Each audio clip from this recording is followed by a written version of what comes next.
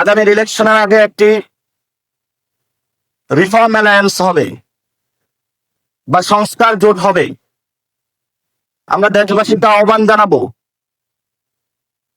সংস্কার জোট গঠনের প্রক্রিয়া চলছে। পুরো বাংলাদেশ আপনাদের বুকে দাড়িপাল্লার ব্যাচ থাকুক, ধানের ব্যাচ থাকুক, বুঝে গিয়ে কিন্তু আপনারা এই যে সংস্কার জোটে ভোটটা দিয়ে আসবেন। কারণ যদি ধানের ব্যাচে আপনারা ভোটটা দেন, তাহলে বাংলাদেশে কোনো সংস্কার হবে না। দাড়িপাল্লার যদি আপনারা সেখানে ভোট দেন, কোনো সংস্কার হবে না। আর আমরা আগামী পার্লামেন্টে কোনো একক নেতৃত্বে পার্লামেন্ট দেখতে চাই না। কারণ সংস্কার প্রক্রিয়াকে বাধা দিয়ে উনি ইতিমধ্যেই দেখিয়ে দিয়েছেন যে আমি সংস্কারের বিরোধী, আমি রাজা, আমি ফেসিস্ট হয়ে ওঠার প্রচেষ্টায় আছি। তাহলে একটা ফেসিস্টকে বিদায় করে কেন আমি আরেকটা ফেসিস্টকে নিয়ে আসব? এটা তো কোনো যৌক্তিকতা হতে পারে না। শেখ হাসিনা তো ভারতে পালিয়ে গিয়েছিল, তারেক রহমান পালাবেন কই? পালানোর তো জায়গা নাই। কারণ আওয়ামী লীগের একটি বন্ধু রাষ্ট্র ছিল, বিএনপি বলে তাদের নাকি বন্ধু রাষ্ট্র নাই। আসলেই তো সত্য, তাদের বন্ধু রাষ্ট্র নাই। এজন্য জিয়াউর রহমান আগে বুদ্ধি করে বলেছিলেন, অথবা গানের মধ্যে যেটা আমরা শুনতে পাই, প্রথম বাংলাদেশ আমার শেষ বাংলাদেশ। শেষ যদি বাংলাদেশ করতে হয় তাহলে অবশ্যই আপনাকে রিফর্মের মধ্যে আসতে হবে। কারণ পুরো বাংলাদেশ রিফর্মের দিকে যাচ্ছে। যদি রিফর্মের দিকে আপনারা যেতে না পারেন, তাহলে বিএনপি নামক যে দলটা আছে এটাও নিশ্চিহ্ন হওয়ার পথে হাঁটবে ইনশাআল্লাহ। এখন এই কথাগুলো আপনারা দীর্ঘ সময়কালীন একটি রাজনৈতিক দল গড়েছেন।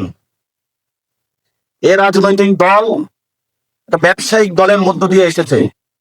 এই দশকে যারা এসেছিল, এমপি হয়েছিল, তাদেরকে হলো গার্মেন্টস ব্যবসা দেওয়া হয়েছিল, বিদেশে যে লোক পাঠানো সেই ব্যবসাগুলো দেওয়া হয়েছিল। সেই ব্যবসাগুলো করে তারা হলো ভোটের মাঠে গিয়ে হলো টাকা দিয়ে ভোট কেনা, যেই একটা নিয়ম রীতি সেটা চালু করেছিল।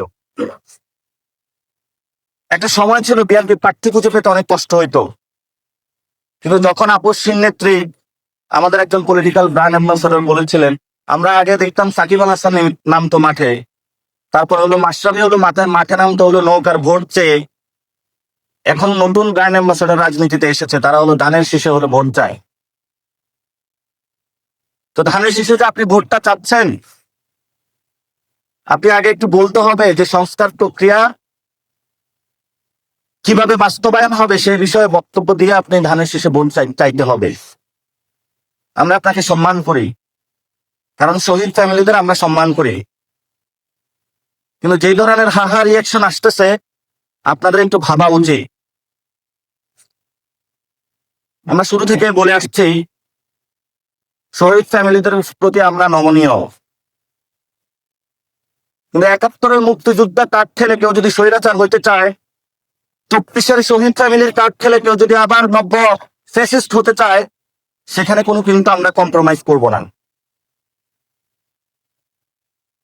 আমরা ওই সময় দেখেছিলাম ৭১-এর পরে যারা সত্যিকার মুক্তিযোদ্ধা ছিলেন, যারা সত্যিকার অর্থে সাম্য, মানবিক মর্যাদা, ন্যায় বিচার চেয়েছিলেন, তাদেরকে এক পাশ কেটিয়ে নতুন কিছু কম্বল চোর আবিষ্কার হয়েছিল, চোর বাটপার আবিষ্কার হয়েছিল। যারা মুজিব পাই বলে সারাদিন মুখে ফেনা তুলেছিল, তারা বাংলাদেশটা একটা ফ্যাসিজমের দিকে নিয়ে গিয়েছিল। আর এখন নতুন করে ২৪-এর জুলাই শহীদদের রক্তের উপরে দাঁড়িয়ে তারেক ভাই স্লোগান দিয়ে নতুন করে বাংলাদেশে নতুন ফ্যাসিজম আনার আয়োজন চলছে। আমরা তাদেরকে সতর্ক করছি, ভুল এ ধরনের পদক্ষেপ নেবেন না। কারণ ইতিহাসে এই ধরনের যারা পদক্ষেপ নিয়েছিল, তারা এখন ভারতে কলকাতার অলিতে গলিতে না খেয়ে দাঁড়াচ্ছে। তাদের পরিণতিও আপনাদের হবে ইনশাআল্লাহ। এটা ভালো করে আপনাদের উপলব্ধি করতে হবে। কারণ ওই সময়ে যারা ছিলেন, সেখানে তাদেরকে একচেটিয়া হলো একটি পক্ষ তাদেরকে সহযোগিতা জুগিয়েছিল। কিন্তু বর্তমান জেনারেশনের যারা রয়েছে, জেনজি জেনারেশন, তারা যেমন আপনাদেরকে আদর করতে জানে, সোহাগ করতে জানে, তেমনি আপনারা যখন কোনো ভুল পদ্ধতি নিবেন তখন আপনাদেরকে সংশোধনের পদ্ধতিটাও আমরা জানি। আপনারা জানেন যে সংস্কার কমিশনের যে কমিটিগুলো গঠন হয়েছিল এর মধ্যে অন্যতম একটি কমিটি ছিল হলো শ্রম কমিশন। শ্রম কমিশনের যে রিপোর্টগুলো এসেছিল একটি রিপোর্টও বাস্তবায়নের দিকে সরকার হাঁটে নাই।